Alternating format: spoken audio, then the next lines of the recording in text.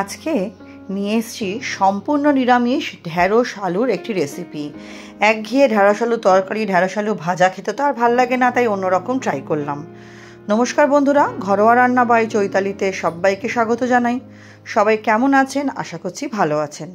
আপনার সাথে কথা বলতে বলতে তো আমি ঢ্যাঁড়স আর আলু দেখিয়েছেন লম্বা লম্বা করে দুটো একই রকম সাইজ করে কেটে নিয়েছি। এবার আমি কড়াইতে তেল দিয়ে তেলটা গরম করে ঢ্যাঁড়সটা অল্প একটু নুন দিয়ে ভাজা ভাজা করে নেব। বেশি কড়া করে ভাজার দরকার নেই, হালকা একটা কালার আসলেই হবে। ঢ্যাঁড়সটা যাতে খুব বেশি নরম হয়ে না যায় সেদিকে একটু লক্ষ্য রাখতে হবে। দেখুন ঢ্যাঁড়সটা আমার ভাজা হয়ে গেছে, জাস্ট এরকম একটা টেক্সচার হলেই হবে, এর থেকে বেশি ভাজার প্রয়োজন নেই। ঢ্যাঁড়সটা আমি এবার একটা পাত্রের মধ্যে তুলে নেব। তুলে নিয়ে সেই কড়াইতে আমি ফোড়ন দেবো। ফার্স্টে ফোড়নের জন্য ব্যবহার করেছি আমি ছোটো চামচের 1 চামচ মৌরি। মৌরির গন্ধটা ভীষণই সুন্দর লাগে। এবার দিয়ে দেবো হচ্ছে খুবই অল্প একটু কালো সর্ষে, আপনারা চাইলে সাদা সর্ষে দিতেই পারেন। আর দেবো হচ্ছে সাদা জিরে দিয়ে ফোড়নটা একটু ভালো মতো ভাজা ভাজা করে নিতে হবে। লক্ষ্য রাখতে হবে যাতে পুড়ে না যায়।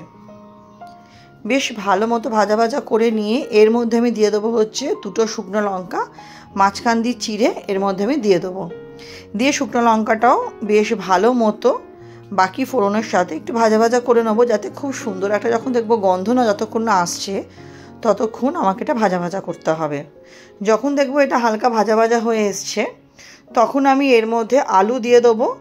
দিয়ে আলুটাও আমি একটু ভালো মতো ভেজে নেব, নুন দিয়ে ভাজবো ফার্স্টে। বন্ধুরা, এরকম একটা রেসিপি যদি নিরামিষের দিনে থাকে তাহলে জাস্ট সাথে আর কিছু লাগে না। এটা রুটি দিয়েও যেমন খাওয়া যায়, সেরকম ভাত দিয়ে ডালের পাশেও কিন্তু দারুণ লাগে। এই রেসিপিটা একটু শুকনো শুকনো হয়, বেশি ঝোল ঝোল হয় না। আর সবসময় একঘেয়ে ঢ্যাঁড়সের রেসিপি খেয়ে ভালোও লাগে না খেতে, একটু সবসময় অন্যরকম ট্রাই করতে ইচ্ছা করে। তাই আমি এই রেসিপিটা ট্রাই করলাম। এটা প্রায় আমি ঘরে করি, তাই ভাবলাম আজকে আপনাদের সাথে শেয়ার করি। এখন তো ঢ্যাঁড়স, পটল, ঝিঙে এই হচ্ছে মেন সবজি, তাই একটু ঘুরিয়ে ফিরিয়ে করলে ভালোই লাগে। আলুগুলো হালকা ভাজার পর আমি এখানে 1/2 ইঞ্চি আদা আর 2-3টে কাঁচা লঙ্কা একটু হামানদিস্তাতে থেতো করে দিয়ে দিলাম। বাটাও চাইলে আপনারা দিতে পারেন, আমি থেতোটাই দিলাম। দিয়ে খুব ভালো মতো এটা একটু ভাজা ভাজা করে নেব। ভাজা ভাজা করে নেওয়ার পর আমি কিছুক্ষণ নাড়াচাড়া পর কিছুক্ষণ আমি এটাকে ছেড়ে দেবো যাতে একটু হালকা ভাজা ভাজা হয়ে যায়। তারপর আমি এর মধ্যে দিয়ে দেবো হচ্ছে ছোটো চামচের 1 চামচ হলুদ গুঁড়ো দেবো, কাশ্মীরি লঙ্কার গুঁড়োটাই ছোটো চামচের 1 চামচ মতোই দিয়েছি জাস্ট রঙের জন্য। আর দিয়ে দেবো হচ্ছে আমি এর মধ্যে ধনে গুঁড়োটা আমি ছোটো চামচের 1 চামচ দেবো। ব্যাস, গুঁড়ো মশলা বলতে এইটুকুই। দিয়ে খুব ভালো মতো মশলার সাথে আদা লঙ্কার সাথে আমাকে আলুটা ভাজা ভাজা করে নিতে হবে। লক্ষ্য রাখতে হবে যেন বেশি পুড়ে না যায়। নতুন বন্ধু যারা আমার এই চ্যানেলে নতুন, ভিডিওটি প্রথম দেখছেন, আমার রেসিপিগুলো যদি আপনাদের সামান্য হলেও ভালো লেগে থাকে চ্যানেলটি সাবস্ক্রাইব করে পাশে থাকা অনুরোধ রইল। পাশে থাকা বেল আইকনটি প্রেস করে অল নোটিফিকেশানটা অন করে নেবেন, যাতে আমি চ্যানেলে যখনই নতুন নতুন রেসিপি আপডেট করব সবার আগে আপনাদের কাছে নোটিফিকেশান পৌঁছে যাবে। এবং পুরনো বন্ধুদের অনেক ধন্যবাদ পাশে থাকার জন্য, ভালোবাসা দেওয়ার জন্য। আমিও এরকমভাবে সবাইকার পাশে আছি। আলুটা কিছুক্ষণ ঢেকে রেখেছিলাম, মিনিট 2-1 মতো। তারপর যখন দেখলাম ভালো মতো আলুটা মশলার সাথে ভাজা হয়ে গেছে, তারপর আমি মিশিয়ে দিলাম হচ্ছে আগে থেকে ভেজে রাখা ঢ্যাঁড়সগুলো বা ভেন্ডি। দিয়ে খুব ভালো মতো আলুর সাথে ভেন্ডিগুলো আমি কিন্তু আবার মিশিয়ে নেব।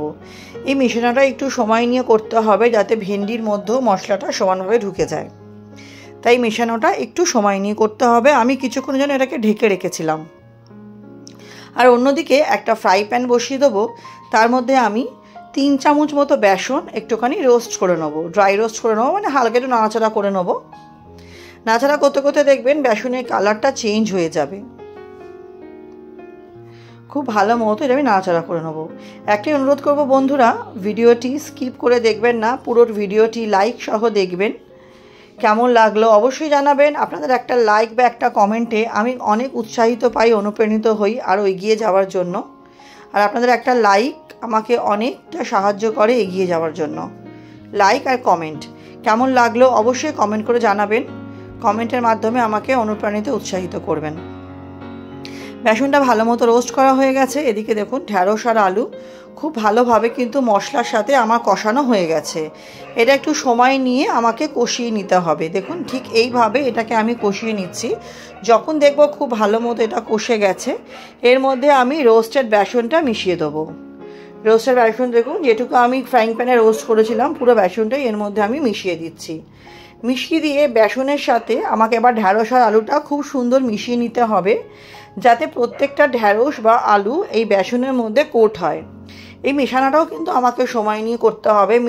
মেশাতে মেশাতে দেখবো অনেকটাই সবজিটা ড্রাই হয়ে আসবে, তাতে চিন্তার কিছু নেই। আমি কিছুক্ষণ ঢেকে রাখবো, তাতেই আবার সেই বেসনের ময়েশ্চারটা যখন বেরিয়ে আসবে দেখবেন একটা খুব সুন্দর টেক্সচার আসে আর খেতেও অপূর্ব হয়।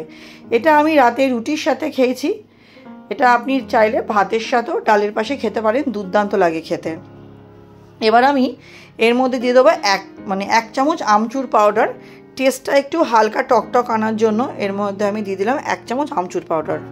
1 চামচ আমচুর পাউডার দিয়ে খুব ভালো মতো আমাকে এটা মিশিয়ে নিতে হবে। দেখুন খুব ভালো মতো আমি এটাকে মিশিয়ে নিচ্ছি। মেশানোটা একটু সময় নিয়ে করতে হবে। এর মধ্যে কিন্তু আমি কোনো রকম জলের ব্যবহার করিনি বন্ধুরা।